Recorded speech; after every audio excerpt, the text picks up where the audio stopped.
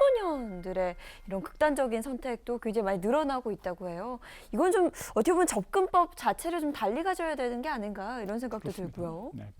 예, 청소년들은 정말 우리가 알기도 어렵고 우리가 자살의 징후라는 게 있거든요. 이 네. 사람이 죽을 것 같다 이런 게. 예, 그래서 뭐 예를 들면 갑자기 생활이 달라지고 뭐 유서를 작성을 하고 아끼는 물건을 나눠주고 뭐 이런 징후들이 있는데 청소년들은 징후가 없는 경우가 많아요. 그거는 그만큼 충동적으로 급하게 결정을 해서 하기 때문에 굉장히 위험한데 예. 저는 개인적으로 청소년 자살을 막기 위해서는 이 또래 상담가를 많이 키워야 된다고 생각을 합니다.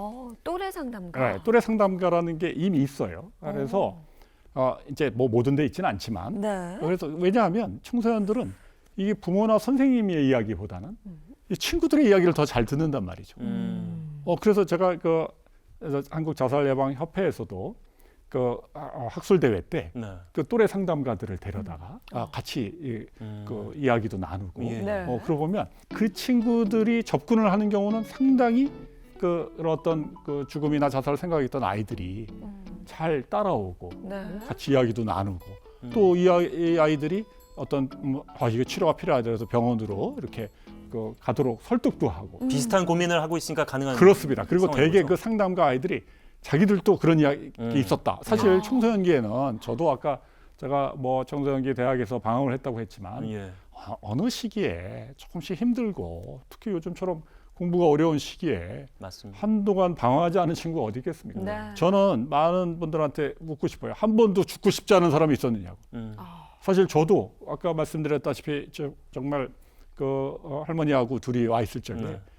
야 이게 너무 외로울 적에는 이게 죽는 게 낫지 않겠냐 이런 생각을 저도 솔직히 해봤습니다. 저도 한 적이 있어요. 그래요. 예. 아니 저는 누구나 한 번쯤 한다고 생각합니다. 예, 예. 네. 그럴 적에 친구들이 그걸 선생님이나 뭐 부모님에게 아예 안 들리거든요. 그래서 청소년기는 또래들, 친구들. 그래서 저는 그 문제 있는 아이가 있는 그런 어떤 부모님들이 오셔서 예. 우리 아이를 어떻게 도울까요 할 적에 가장 추천하는 것이 비슷한 친구나 아니면 사촌형, 사촌 누나, 네.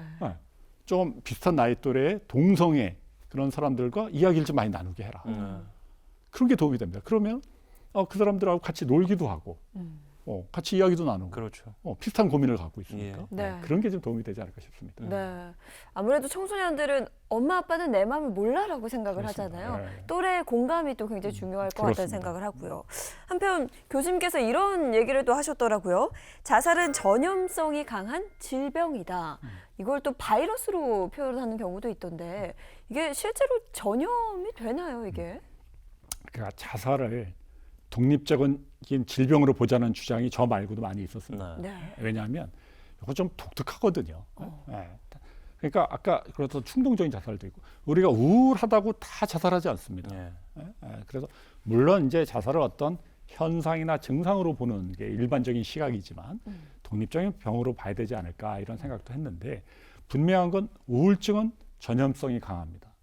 그래서 이 가족 중에 우울한 사람이 있으면은 가족력이 분명히 있거든요. 그 직계 가족 중에 우울증이 발병할 가능성이 높아요. 유전적으로도 유전적으로도. 영향을 미칠 수 있고. 네, 불안장애도 마찬가지. 예. 네. 그런데 자살도 그래요. 자살도 우리가 아까 고위험군 말씀을 드렸는데 유가족이 중요한 고위험군입니다. 제가 자살 예방 협회 일을 하면서 가장 중점을 뒀던 것 중에 하나가 유가족을 위한 사업들이었습니다. 유가족들의 그런 어떤 말씀은 정말 물론 뭐 우리가 한국의 자살률이 너무 높다 보니까 사실 조금 사촌, 육촌 이렇게 가면 유가족 아닌 사람이 없어요, 사실. 네. 그럴 정도니까 지금 1년에 13,000여 분이 자살을 하시거든요. 그리고 자살 한 명당 한 6명에 가까운 사람들이 고통을 받는데 예. 그런 거 생각하면 정말 많은 분들이 그래서 우리가 전염병 바이러스까지는 아니다 하더라도 여러 가지 이게 심리적인 그런 어떤 전염력은 분명히 있다. 네. 그래서 이것을 심리 방역 같은 걸 통해서 막아야 된다 이런 생각을 가지고 있습니다. 뭐 그나마 올해 들어서는 그런 비보가 전해지지 않습니다만은 말씀하신 대로 좀 전염성이 있다는 것은 어떤 언론을 통해서 많이 베르테르 효과라고 많이 그런 언급을 것도 하잖아요. 있죠. 그러니까 뭐 내가 평소에 이제 저 사람이 참 행복해 보여. 뭐 TV에 나와서 농담도 하고 막 웃기도 하고 막 돈도 많이 벌고 좋은 차도 타고 이런 사람들이 이렇게 잘 사는 것보다 어느 순간 그 사람이 극단적 선택에서 세상을 떠났다라는 걸 접하면 아유 저런 사람들도 저렇게 떠나는데 뭐 이러면서 우울해지는 그런 게 좀 전염성이라고 보면 되겠네요. 아, 그것도 넓은 의미에서 그럴 수 있는데요. 예. 조금 다른 측면이 있습니다. 그건 이제 모방 자살이라는 건데. 그 모방 자살은 이 젊은 층에 많습니다. 네. 그러니까 대표적인 게 그 젊은 베르테르의 슬픔. 그래서 베르테르 효과다 이렇게 네. 이야기를 베르테르가 마지막에 이제 그렇죠. 예, 권총 자살. 총으로 이제 권총 극단 자살하죠. 자살을 그래서 그 당시에 그 책을 읽은 수많은 유럽의 젊은이들이 이 권총 자살을 하거든요. 네. 뭐 우리나라도 그게 상당히 심했습니다. 우리나라도 유명 연예인이라든지 그런 분들이 자살하게 되면 그 다음 달에 몇백 명씩 늘어나거든요.